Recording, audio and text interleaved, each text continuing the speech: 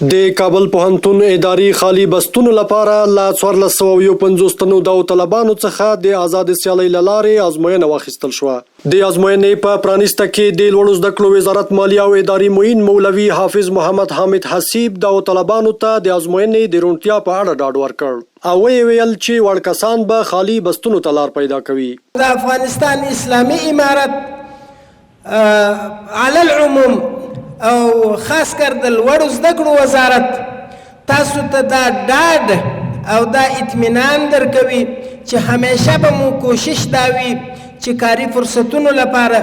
زمینې مساعدې کو او د دې لپاره چې ملت ته خدمت وکړای سو کاري زمینې به درته برابروو او په صاف او شفاف ډول باندې به امتحان اخیستل کیږي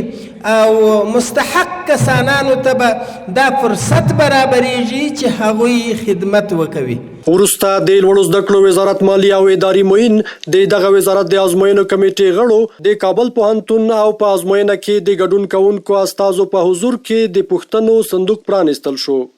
په یادو بستونو کې د 3م، 4م، 5م او 6م رتبو بستونه شامل دي چې د آزاد سیالۍ له لارې به پکې وړ کسانو ته د خدمت زمینه برابره شي. د یادونې وړ ده چې تر دې وړاندې لوړو زده کړو وزارت د ولایتي تحصیلي بنسټونو اداري خالي بستونو لپاره ازموینې اخیستې وې.